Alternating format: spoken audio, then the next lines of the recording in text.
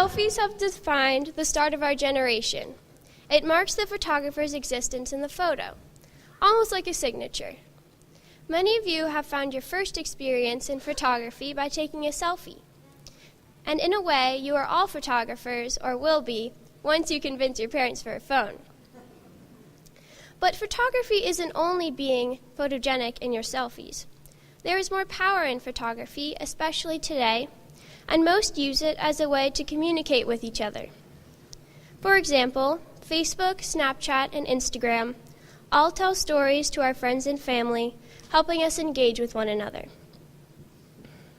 However, photography isn't just used as a form of communication, it's an art.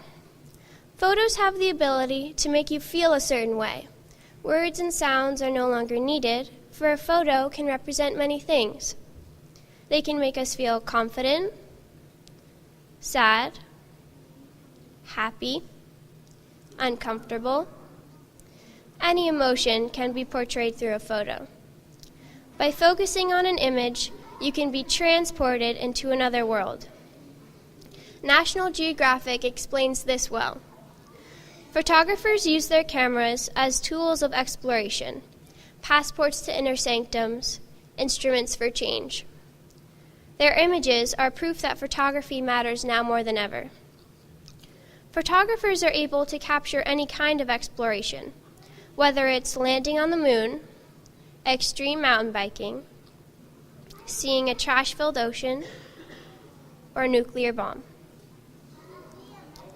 Looking at similar photographs can evoke the deepest feeling without actually having to experience it. But how can we daily photographers make our photos seem more interesting and thoughtful? I would like to share with you the power of photography and ways to become a better photographer. Technical skill and understanding is one way to make your photos more appealing. There are millions of techniques used in photography, but not everyone uses them the same way. Many have different preferences to framing their photos. For example, there's the rule of thirds, which is a grid that makes your photo seem more dynamic than if the subject was just in the middle of the photo. Then, there's exposure, which is the amount of light that reaches your camera, and it's a crucial part of how dark your pictures are. Lastly, there's the focus. The focus is one of the most important technical skills because it applies to all kinds of photography, and it's the first thing the viewer is drawn to. There are also different styles of photography. Some may prefer black and white, color, night photography, silhouettes, macro, and many more. You can take a photo from the ground or up in the sky. It all depends on what message you are trying to send or what feeling you're trying to portray. Here's an example of a macro shot. Notice the sharp details, the water transpiring inside the radish, and the pink grains of color. The macro lens is like a magnifying glass. You are able to see characteristics deeper than the human eye normally would. Photographers also prefer certain subjects, such as people, nature, different kinds of light, or architecture. Even photographers who photograph the same things take drastically different photos. In fact, here are a couple of photos that I took. For these photos, I started with my model, my dad, set up my camera, used the car headlights to backlight him, and got my aerosol fog spray out. Once he was positioned, I zoomed into focus, then zoomed back out, and the perfect shot appeared. Now keep in mind, I was using my mom's camera, which is harder, but a lot better than my iPhone, although it's not as easy as pointing and clicking. You have to play around with the focus, the angle, the light, and the distance to your subject. There's even aperture, which is the opening of the lens, and the shutter speed, which is the length of time your camera is exposed to light. All of these things come together to form the perfect picture.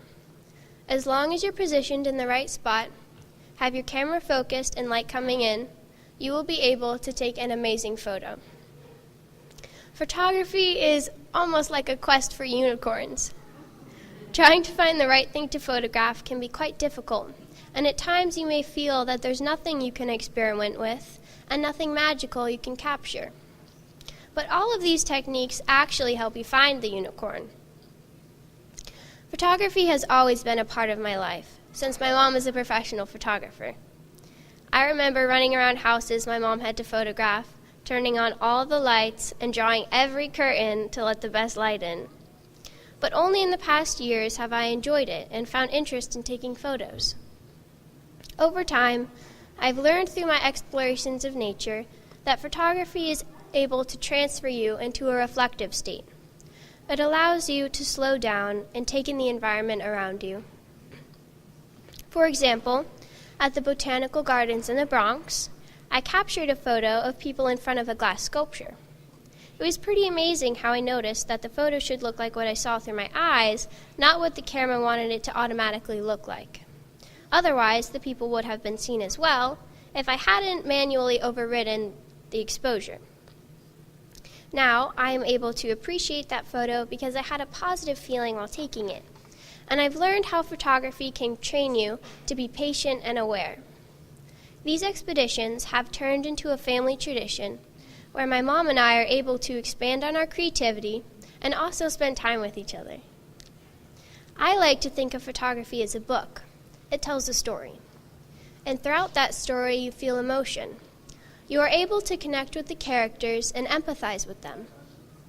You may experience frustration, deep sadness, happiness, or laughter, just as one would while reading a book. Except in a photo, the moment is still and captured instead of passing on. You get to linger in the moment rather than experiencing many. You are able to experiment with your creativity. Here's a couple of tips on how to tell a story through a photo. First, you need to think about the context of your photo and what's happening around the main subject. Then, you need to make sure your photo is able to grab the viewer's attention. After you have a main subject of your photo, you need to create a visual theme so that there's only one thing the viewer has to focus on. Once you have finished planning, you need to play around with the light and color. That will help create the mood. After you've decided what kind of light and color you're using, you can also put symbolism into your photo. Photography has developed into a practice in everyday life. Amazing equipment is so easily accessible that we don't realize how photography has become part of our culture. More photographs are taken in one day by a single person than they were in the 1900s by multiple professional photographers. Photography has evolved so much in the recent years that it will be unbelievable to see how it progresses in the future. But always remember to have fun. I hope you all learned something today. Also, don't forget to go like our selfie. Thank you.